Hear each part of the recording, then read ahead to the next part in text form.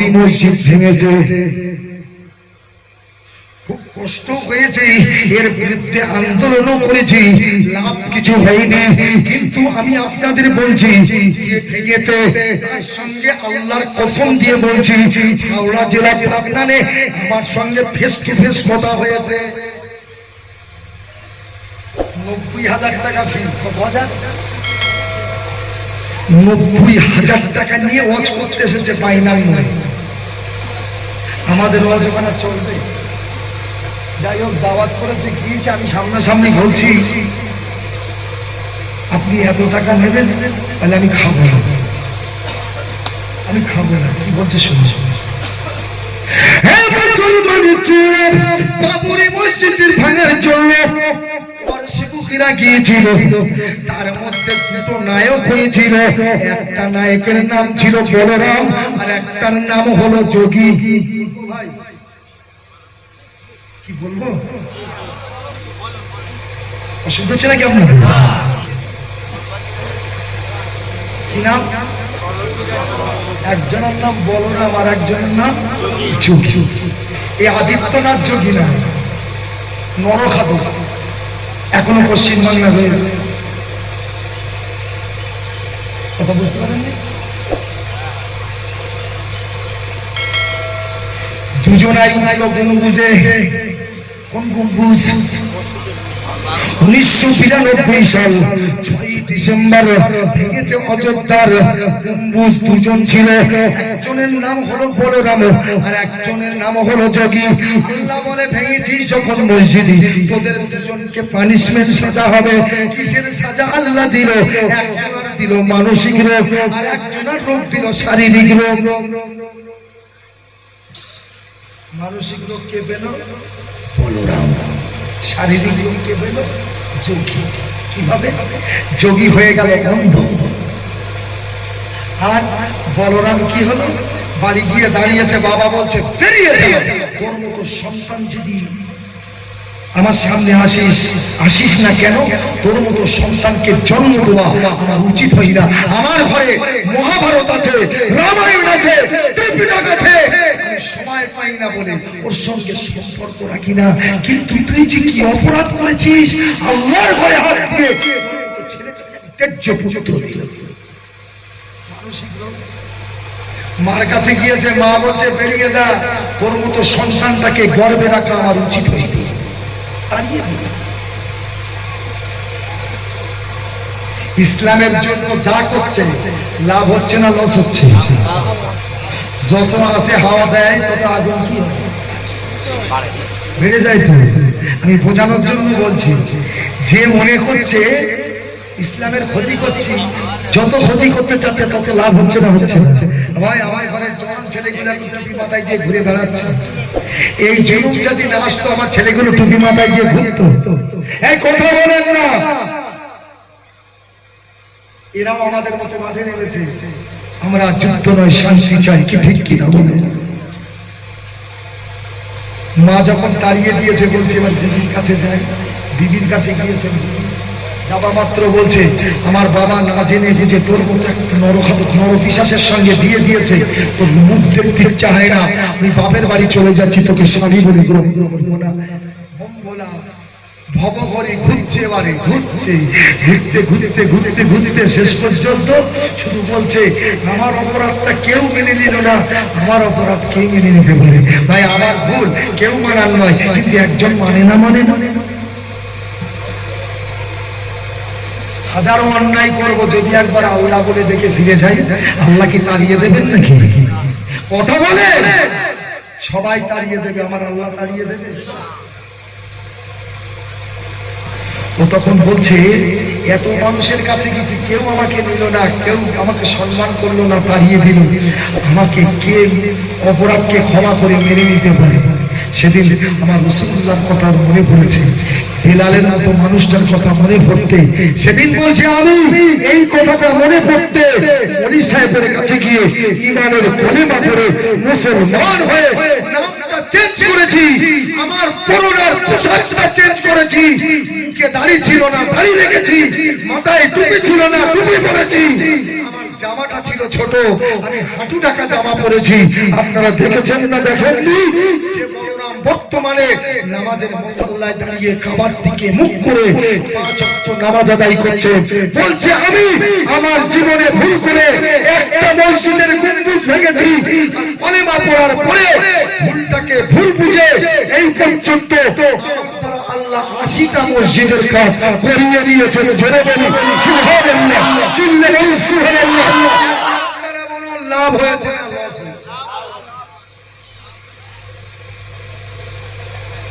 কটা ভেঙেছে? করেছে কটা? মরণের আগ পর্যন্ত করবো, এটা আমার ওয়াদা।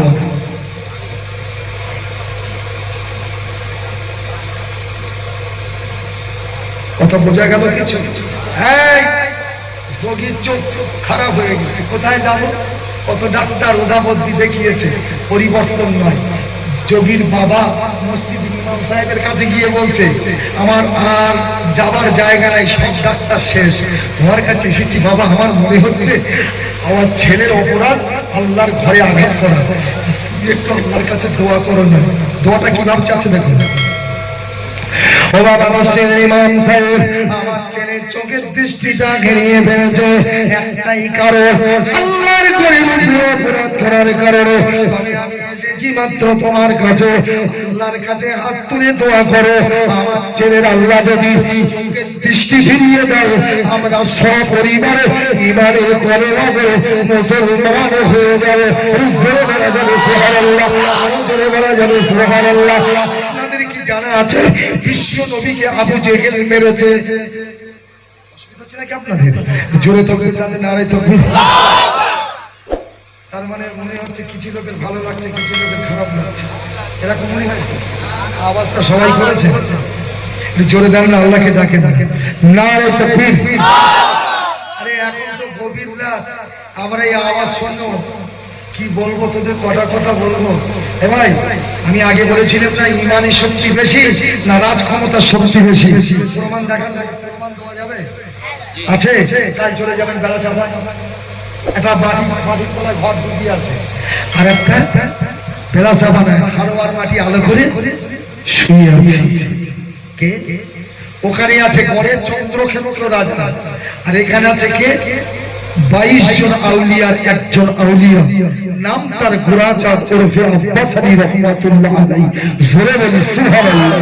চন্দ্রক্ষেত্র রাজা বেঈমান, এর মতো নরখাদ মানুষ খাবার জন্য দুটো রাক্ষস পুষিয়ে রেখেছে। ইতিহাস শোনা আছে আপনাদের?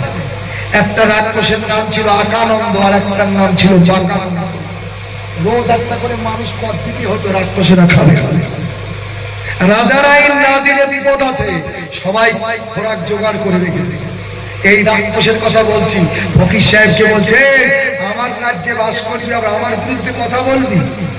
কাকে বলছে? গোরাচাঁদকে। গোরাচাঁদ উত্তরে বলেছিল আমার কাজটা আমায় করতে দাও, তোমার কাজ তুমি করো, আমার এতে বাধা দিতে এসো। এই কথা উনি ভুলে গেল, আমার বিরুদ্ধে আঙুল তুললি, প্রজাদের বলছে চল আক্রমণ করব। আল্লাহ বলছে আব্বাস, গোরাচাঁদ দেরি করছিস কেন? রাইফেলের গুলিটা ছুটা। কি বলছে? দেরি করছিস কেন? সেনাবাহিনী নিয়ে তোর উপরে আক্রমণ করে আসবে, করতে আসছে, ছুটে যাস না, ঘরে বসে রাইফেলের গুলিটা ছুড়ে দে। গোরাচাঁদ শুনে কি নারে তাকবীর, আল্লাহু আকবারের ধ্বনি দিল। চন্দ্রক্ষেত্র রাজা তার সপরিবার রাজপ্রাসাদে যা ছিল সব বেড়া চাপার অতল তলে তলিয়ে গেল। জোরে বলে সুবহানাল্লাহ, জোরে বলে সুবহানাল্লাহ। শক্তিটা কার ছিল? যারা আল্লাহর প্রতি ঈমান আনে, এই ঈমানের শক্তির জোর আছে না? আমি যদি একটা একটা করে উদাহরণ দেই, শেষ করতে পারবো, সব জানা আপনার। গেল কোথায় তোর ক্ষমতা? আর একটু দেখেন না, বিশ্বের ইনি হলো ভারতের দাদা, আর বিশ্বের দ্বিতীয় দাদার নাম বলি, বলবো? একটার নাম বিল ক্লিনটন, আর একটার নাম জর্জ ডব্লিউ বুশ, আর একটার নাম হলো বারাক হোসেন ওবামা।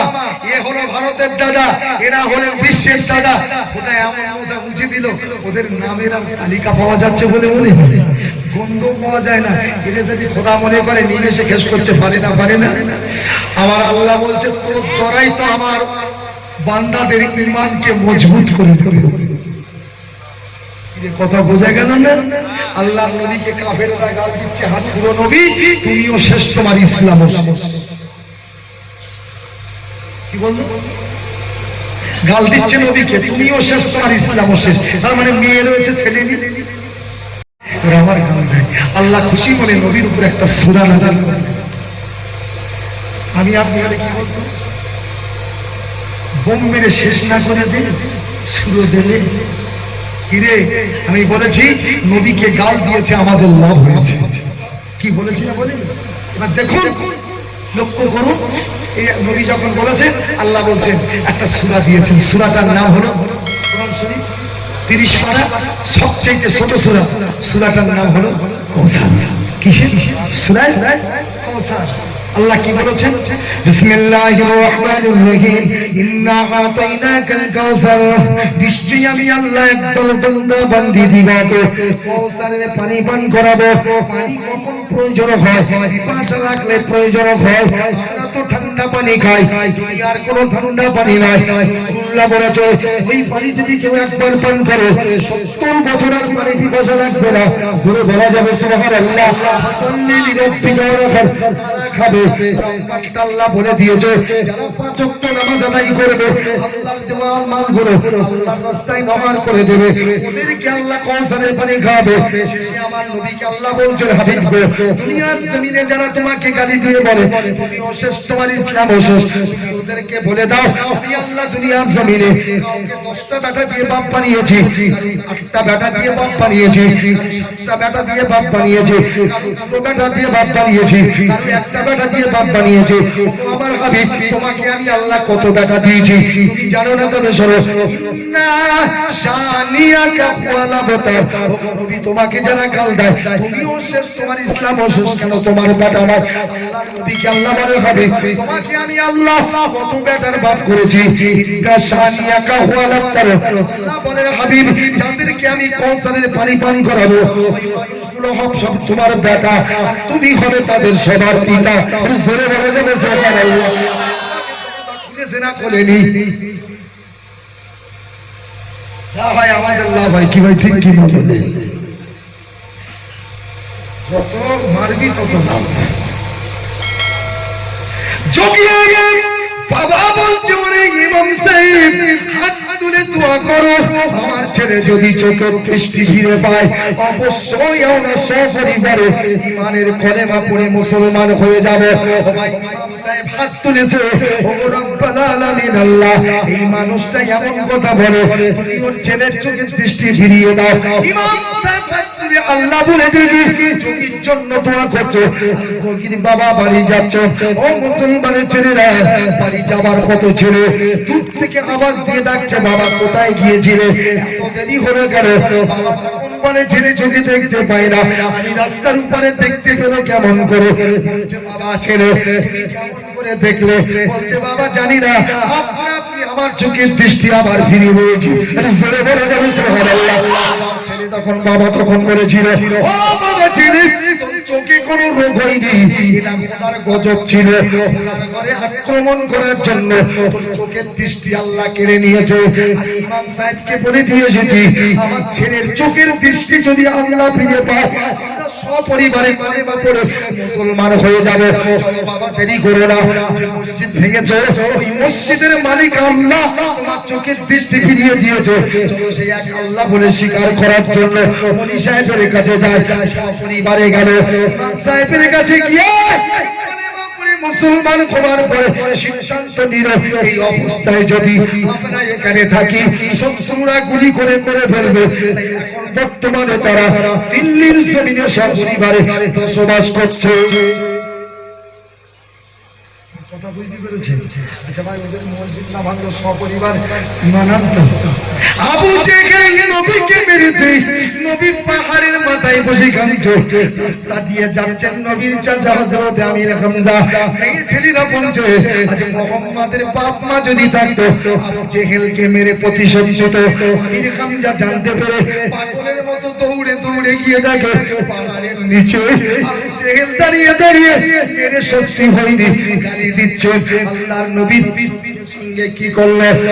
চাচা আমির খান জাগিয়ে আবু জেহেলকে এত মার মেরেছিল, কিতাবের মধ্যে লেখা আছে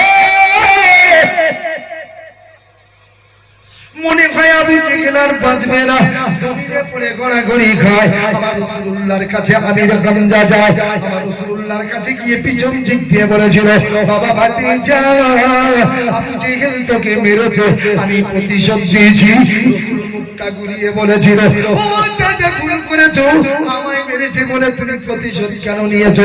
তোমাকে মেরেছে আমি তোমার চাচা সহ্য করতে পারি না।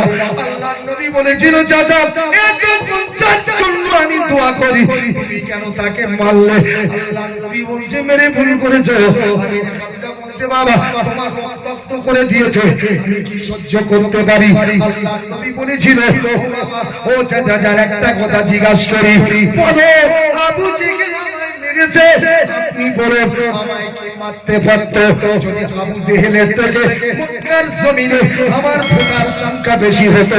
আল্লাহর নবী চাচা বলছে না, তোমার যদি ভোটার সংখ্যা বেশি থাকতো জীবনেও মারতে পারতো না। তখন আমার নবী বলেছিল, ও চাচা যান আবু জেহেল মারতে পেরেছে, আমার ভোটার নাই বলে, ভোটার যদি থাকতো জীবনেও মারতে পারতো না। বরং আবু জেহেলকে তখন চাচা ঈমান আননি। রাসূলুল্লাহ বলেছিল, চাচা এই মুহূর্তে আমার মারির প্রতিশোধ না নিয়ে আপনি যদি কলেমা পড়ে মুসলমান হয়ে আমার একটা ভোটার বাড়িয়ে দিতে আমি রাসূলুল্লাহ খুশি হয়ে যেতাম। একটা কলেমা পড়া মানুষ যদি বাড়ে লাভ না লস? কথা বলে, আমি শুধু বোঝানোর জন্য বলছি, ফেলার লাগবে না। এখন দিলে বিপদ থেমে গেছে, এখন ঘামটা বসে যাবে, আগে দোয়ার দরকার ছিল। কি বলছি বুঝতে পেরেছেন? অসুবিধা হচ্ছে নাকি আপনাদের? তাহলে আমি প্রথমেই বলেছি, নবীকে মেরেছে লাভ না লস, করোনা এসেছে লাভ না লস। হ্যাঁ, কত লাভ দেখবেন, কত লাভের কথা বলছি। কথা বলতে বলতে আমি সে কোন জায়গায় বলছিলাম বলুন তো, আমার মনে নেই যে কোন জায়গায় বলছিলাম।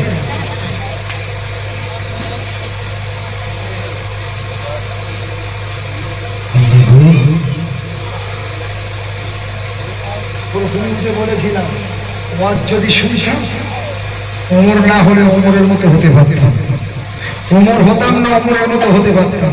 ওমরের মতো বড় নবীর দুশমন আর কেউ ছিল নাকি যে স্বয়ং নবীর মাথা কাটতে গিয়েছিল? নবীর কাছে কলেমা পড়ে ইমানের ছাঁচ দিল, ইমান ছিল তাই ওমরের মানে এই ইমানটা ছিল না, ইমান ছিল হযরত ওমর ছিল জিরো পাওয়ারের, আর কলেমার ছাঁচ দিয়ে হয়ে গেল হিরো পাওয়ারের। জোরে বলি সুবহানাল্লাহ, জোরে বলি সুবহানাল্লাহ। আজকের আমরা সেই কথাই শুনি, সন্ধ্যেবেলা শুনলি সকালবেলা মনে রাখতে পারি। ভাই আমি আপনাদের কাছে শুনতে কি বলছিলাম আপনাদের মনে নেই?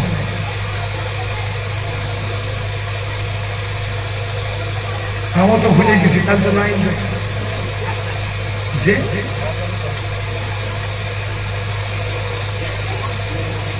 আমি তো শুরু নিশ্চয়ই একটা কিছু দিয়ে বলেছিলাম নাকি?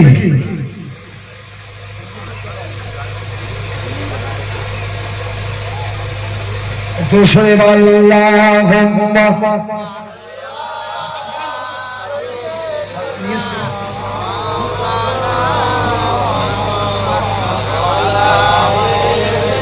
খরিদ্দার একটা আমার এসে, আমার একটা খরিদ্দার এসছে, বসে তার মানে জানে হুজুর আসার সময় হয়ে গেছে। চালাক বুনো না, তুমি চালাক হয়ে লাভ নেই, বুনোর আল্লাহ পছন্দ করে না। আল্লাহ নবী বলছে বুনোদের আল্লাহ পছন্দ করে না। কি গো কথা বোঝা গেল? যাই হোক, আমি কথায় কথা অনেক করে ফেলেছি। আপনার মনে আজ কোন জায়গায় বলছিল? উনি বলতে সবাই আপনার বসছিল না ভাই।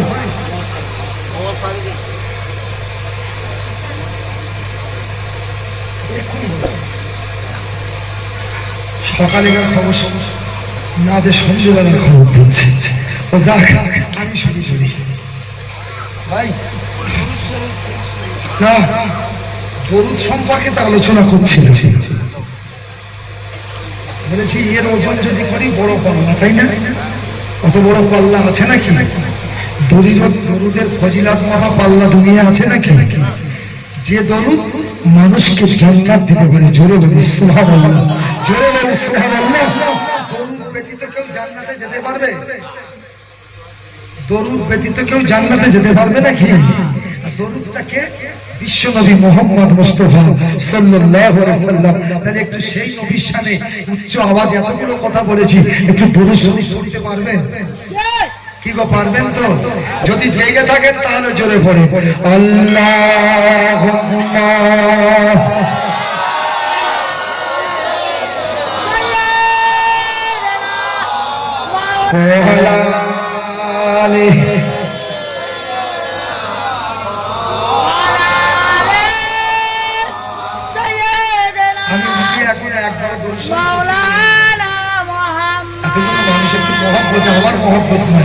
এই গভীর যে সময় মানুষ আরামের বিছানায় শুয়ে থাকে, কেউ জেগে থাকে না, আপনারা জেগে আসেন কিচের আশায়, রসুলের দোয়া পাওয়ার আশায়, ভালোবাসা পাওয়ার আশায়। একটু ভালোবাসা দরুদের গান, একটু উচ্চ আওয়াজে গান না, আওয়াজ দিয়ে পড়ে, কেউ যেন কৃপণতা নয়। এখানে আওয়াজ উঠলে হাদিস শুনেননি? আল্লাহ নবী যাওয়ার পথে দেখছেন মৌমাছি উড়ে বেড়াচ্ছে, রসুল মৌমাছিদের দেখেছে, তোরা মধু করিস। আচ্ছা, নবীর কথা সত্য না মিথ্যা আগে বলেন? সত্য। যদি হতো তাহলে এত বলার পরে তোমরা আওয়াজ কেন দরুদ শরীফ এত আস্তে পড়ছো? তুমি বিশ্বাস করতে পারো না? একটা ইতিহাস শোনো, বইটার নাম বলছি, বইটা দেখে লিখুন। আর যদি কাগজ কলম না থাকে মোবাইলে লিখুন। বইটার নাম বলছি আমি কেন মুসলমান হলাম। বইটার নাম শুনেছেন? আমি কেন মুসলমান হলাম।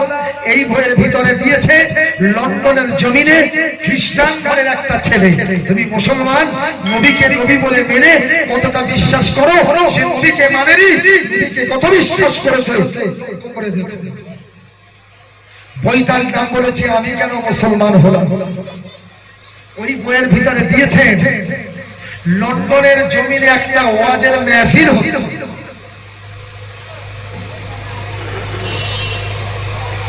মলি সাহেব ওয়াজ করছেন, দুটো হাদিস বলেছেন। খ্রিস্টান ঘরের শিক্ষিত ছেলেটা দাঁড়িয়ে দাঁড়িয়ে শুনছেন। আলেমটা দুটো হাদিস বলেছেন, বড় হাদিস না, এত ছোট, 2 লাইন হবে না, 1.5 লাইনও সমাপ্ত হবে না, এরকম ছোট দুটো হাদিস বলেছেন। হাদিস দুটো বলবো, এই জোরে বলবো। খ্রিস্টান ঘরের ছেলে বলছেন, আলেমটা ওয়াজ করে বলছে আল্লাহর নবী বলেছে পানিতে যদি মাছি বসে, কি বললাম?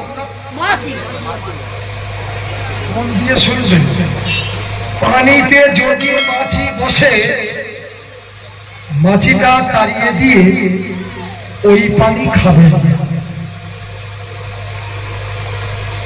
2 নম্বর হাদিস রাসূল বলেছেন পানিতে যদি মাছি বসে, মাছিটা ধরবে, পানিতে ডুবিয়ে দিয়ে পানিটা খাবে। কারণটা নবী বললেন, কারণটা রাসূল বললেন। কেন? মাছি যখন পানিতে বসে, ওর যে দুটো ডানা আছে, ডানার ভিতরে বিষের কি আছে? বিষ আছে, পয়জন আছে। এখনকার সায়েন্সরা, বৈজ্ঞানিকেরা বলছে ডায়রিয়া থেকে যদি বাঁচতে চাও, মশা মাছি তাড়িয়ে দাও।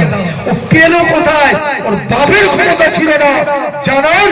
বিশ্ব বৈজ্ঞানিক রাহমাতুল লিল আলামিন যদি বলে না দিতেন, জীবনেও আবিষ্কার করতে পারতেন না। নবী বলেছেন কি? মাছির ডানায় বিষ আছে, পানিতে বসে যখন ডানাটা ছেড়ে দেয়, ওই বিষটা পানিতে পড়ে যায়। পড়ে যাওয়ার পরে পুরো পানিটা বিষাক্ত হয়ে যায়। তারপরে খেলে পেটের রোগ কি ছেড়ে যায়? পেটের রোগ 1 নম্বর। 2 নম্বর বলছেন নবী, পানিতে যদি মাছি বসে, মাছিটাকে ধরে নেবে, পানিতে ডুবিয়ে দেবে, পানিটা খাবে, পেটের রোগ হবে না। কারণটা নবী বললেন, ডানায় বিষ আছে আর মুখে মুখে বিষ ক্রিয়া নষ্ট করার মেডিসিন ঔষধ আছে, একরকম নালা মাছির মুখে আছে, ওইটা ডুবিয়ে দিলে ওই নালা পানির সঙ্গে লেগে যাওয়ার সাথে সাথে বিষ ক্রিয়াটা নষ্ট করে ফেলে, তারপরে পানিটা খেলে পেটের রোগ হয় না। জোরে বলা যাবে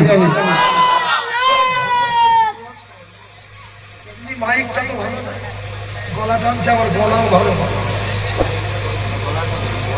গলার অবস্থা কেন কি করি? কালকের একটা গ্যাপ আছে, ছিল না, গ্যাপ হয়ে গেছে।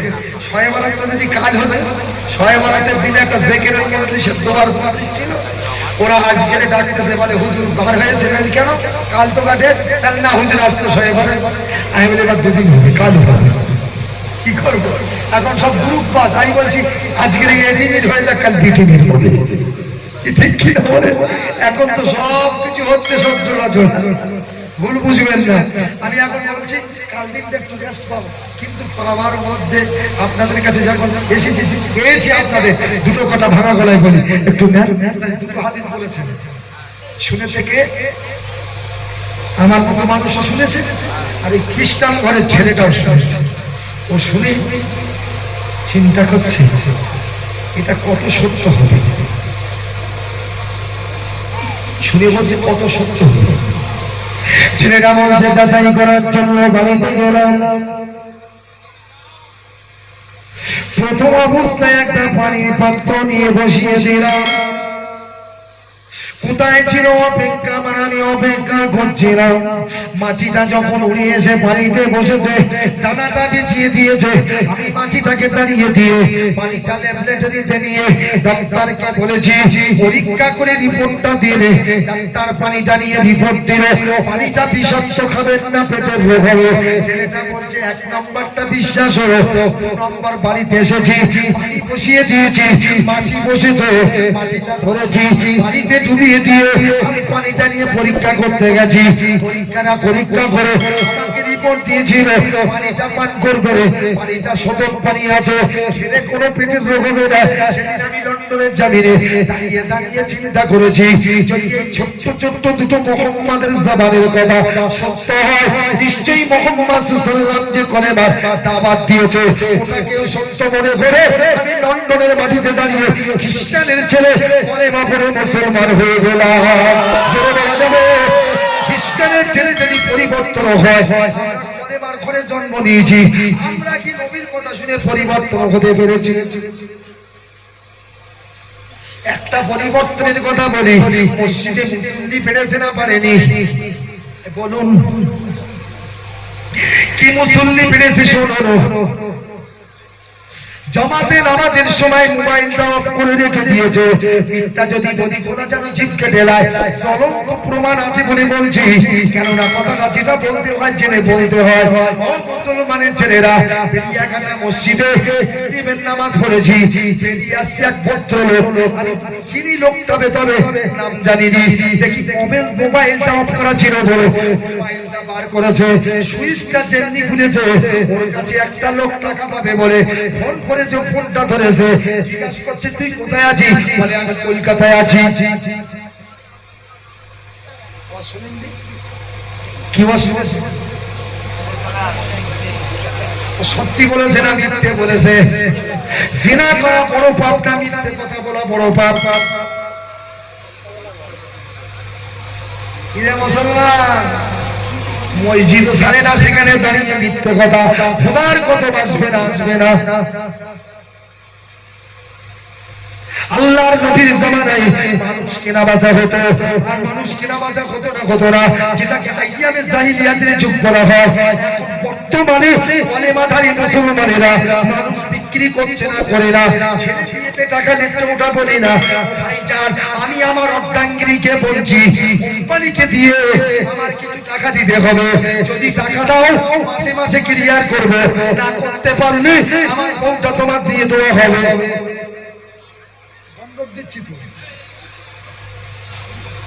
রাত করবেন না, বোঝানোর জন্য বলেছি। এবার আমি আপনাদের কাছে বোঝানোর জন্য ঘটনা বললাম। আচ্ছা, আপনাদের বলেছি জিনা করা বড় পাপ না মিথ্যে কথা বলা বড় পাপ? এটাও পাপ ওটাও পাপ। কিন্তু রাসূলুল্লাহ কি বলেছে জানেন না? রাসূল বলেছে ভিক্ষা হলো পাপের মা। কিসের মা? আল্লাহর নবী বলেছেন ভিক্ষা হলো পাপের মা। এই প্রমাণটা নিয়ে 1 তারিখে বিশ্ব নবী মদিনার মসজিদে নববী শরীফে বসে আছেন। এমন সময় একটা ইহুদি গিয়ে রাসূলুল্লাহর কাছে কলেমা পড়বে বলে দাবি করেছে। ইয়া রাসূলুল্লাহ, ইয়া হাবিবাল্লাহ, হুজুর আমি কলেমা পড়ব। নবী আমার বলেছিল কলেমা পড়বে তুমি, পড়িয়ে দেব ঠিকই, কিন্তু তুমি কি করো আগে বলতে হবে। ওই সময় ইহুদিটা বলেছিল ইয়া রাসূলুল্লাহ, ইয়া হাবিবাল্লাহ, যে আপনার কাছে এসেছি কলেমা পড়ব বলে, কিন্তু আপনি আমায় জিজ্ঞাসা করেছেন কি করো আগে বলো, কলেমা পড়িয়ে দেব পরে। আপনি আমাকে জিজ্ঞাসা করবেন না, যা করি তা আপনার সঙ্গে বলা যাবে না। রাসূলুল্লাহ বলেছিলেন যা করো যদি না বলেছো আমি রাসূল তোমাকে কলেমা পড়াবো না। চিন্তায় পড়ে গেল কি করব। আল্লাহর নবীর সামনে দাঁড়িয়ে বলেছিল ইয়া রাসূলুল্লাহ, ইয়া হাবিবাল্লাহ, আমি আপনার সঙ্গে বলি কি করেছি। আমার জীবনে 4টি মারাত্মক অন্যায় কাজ করি। 1 নাম্বার বলেছে আমি জেনা করি, 2 নাম্বার বলেছে আমি চুরি করি, 1 নাম্বার বলেছে জেনা করি, 2 নাম্বার শরাব পান করি, 3 নাম্বার চুরি করি, 4 নাম্বার মিথ্যা কথা বলি।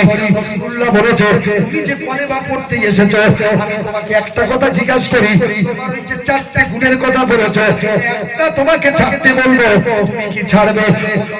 মনে চিন্তা করছো কোনটা যে নবী ছাড়তে বলবে তার তো ঠিক নেই। কিছুক্ষণ চিন্তা করার পরে আল্লাহর নবীকে বলেছিল ইয়া রাসূলুল্লাহ, ইয়া হাবিবাল্লাহ, আপনি কোনটা মানা করবেন করো। নবী বলেছিল জিনা করো, শরাব পান করো, চুরি করো, মিথ্যে কথা বলো।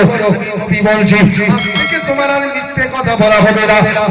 বগল বাজায়ার পরে এই না করে মুসলমানদের নবী এত বড় বড় অন্যায় করে নবী মানা করেন, এই তো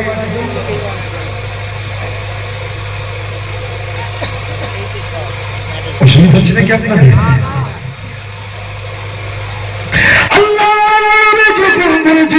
ওই সময় ওই মানুষটা বলেছিল ইয়া রাসূলুল্লাহ, ইয়া হাবিবাল্লাহ, আমি আপনার এই প্রস্তাবটা মেনে নিলাম।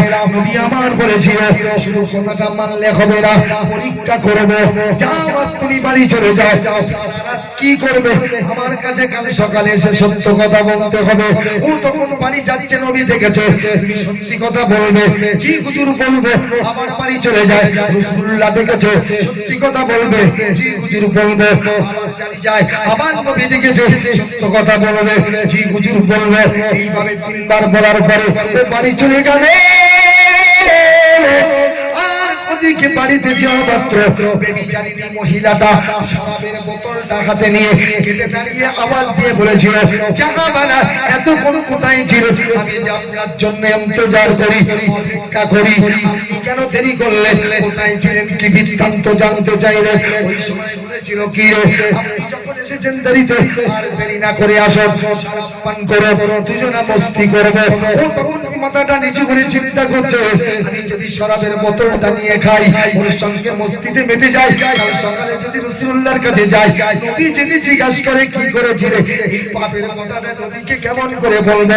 সঙ্গে সঙ্গে ওই বেবিচারিণী মহিলার দিকে তাকিয়ে বলেছিল আজ থেকে তোকে আযাব করে দিলাম, জীবনে আর কোনোদিন জিনা করব না, বোতল ফেলে দে, আমি আর জীবনে কোনোদিন মদ পান করব না। জোরে বলা যাবে সুবহানাল্লাহ। জিনাটা করা হবে না, নারে নারে তাকবীর।